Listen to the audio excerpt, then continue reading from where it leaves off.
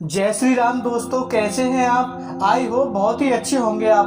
भगवान श्री राम और श्री हनुमान जी सदैव आप पर कृपा बनाए रखें। दोस्तों, आज हम सुनाने जा रहे हैं एक किसान के बारे में, कैसे हनुमान जी ने उस पर कृपा की। तो चलिए, हनुमानगढ़ में हरि नाम का एक किसान रहता था। उसके दो पुत्र थे, जिसमें बड़े बेटे का नाम सोहन था और छोटे बेटे का नाम था राम सेवक। हरि अब बूढ़ा हो चुका था, इसलिए उसने मरने से पहले अपनी संपत्ति का बंटवारा अपने दोनों बेटों में करने का निश्चय कर लिया और अपनी 10 एकड़ भूमि को दोनों भाइयों में आधा आधा बांट दिया। और कुछ दिनों बाद परलोक सिधार गया।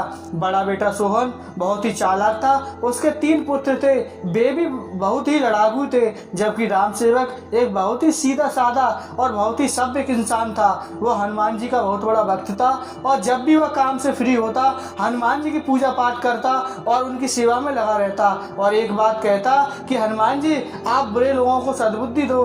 पिताजी की मृत्यु के बाद वो अपने बड़े भाई सोहन के पास गया और कहने लगा, भैया पिताजी तो चल बसे, अब आप ही मुझे बता दो कि 10 एकड़ के किस आधे खेत में मुझे खेती करनी चाहिए। यह सुनते ही उसका बड़ा भाई सोहन भड़क गया और बोला, कैसी खेती और कैसा हिस्सा।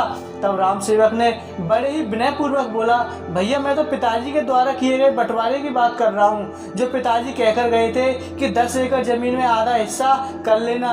आपको जो हिस्सा पसंद है आप उसे कर लो, बाकी के हिस्से में मैं अपनी खेती कर लूंगा। सोहन ने कहा, तुम्हारा कोई हिस्सा नहीं है, पिताजी ने तो सारा हिस्सा मुझे दे दिया है। उस समय कोई लिखत पढ़त तो होती नहीं जैसा आज होती है। पहले जिसको जो हिस्सा मिलता उसी को अपने सर माथे लगा लेते थे।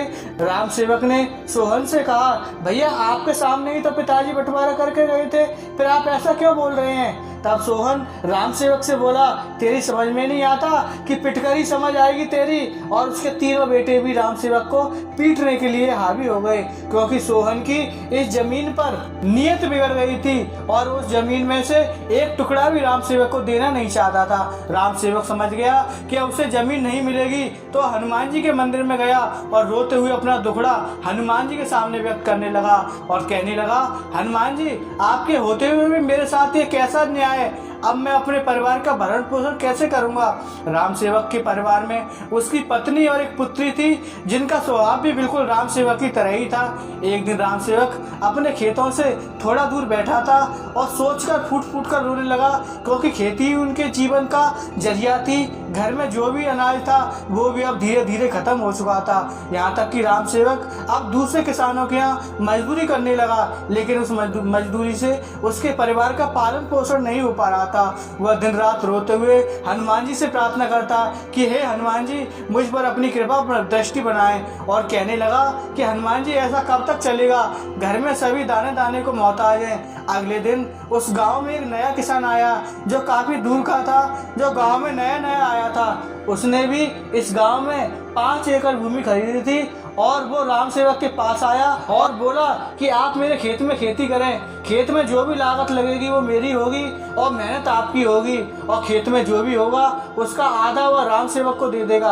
राम सेवक ने उसकी बात मान ली और हनुमान जी का नाम लेकर खेती करने लगा। जब फसल पककर तैयार हुई तो उस 5 एकड़ खेती में इतना अनाज पैदा हुआ जितना 20 एकड़ खेती में भी इतना अनाज पैदा नहीं हुआ होगा। जब उस खेत के मालिक ने देखा तो उसकी खुशी का कोई ठिकाना नहीं रहा और उसने राम सेवक से कहा, राम सेवक, ये तो चमत्कार हो गया।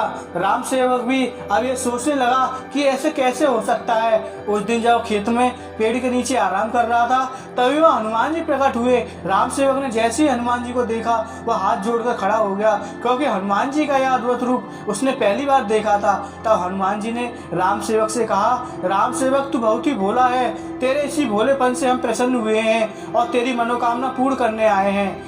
और राम सेवक से कहा कि तेरी मेहनत और लगन से खुश होकर ही हमने इस खेत में इतना अनाज उगाया है। तब राम सेवक बोला, हनुमान जी, मुझे माफ कर दो, क्योंकि मुझ में घमंड आ गया था कि ये सब मेरी मेहनत से ही हुआ है, लेकिन मैं कैसे भूल गया कि ये सब आपकी कृपा से ही हुआ है। राम सेवक ने हनुमान जी से कहा, प्रभु, अब मुझे कुछ नहीं चाहिए। इतना सुनते ही हनुमान जी अंतर ध्यान हो गए। उधर राम सेवक के बड़े भाई सोहन की खेती में अनाज का एक दाना भी पैदा नहीं हुआ, क्योंकि सारी फसल कीड़ों ने बर्बाद कर दी। स्थिति ऐसी हो गई कि उसका परिवार दाने दाने को मोहताज हो गया। इधर राम सेवक और वह नया किसान दिन दूनी रात चौगुनी करने लगे। ये सब हनुमान जी की कृपा से ही संभव था। इसलिए कहते हैं कि भाई को कभी भाई का हिस्सा नहीं छीनना चाहिए। आई होप ये वीडियो आपको जरूर पसंद आई होगी।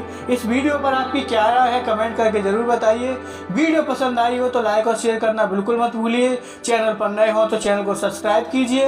वीडियो पूरा देखने के लिए आपका बहुत बहुत धन्यवाद। जय श्री राम, जय बालाजी महाराज, जय बाबा नीम करौली।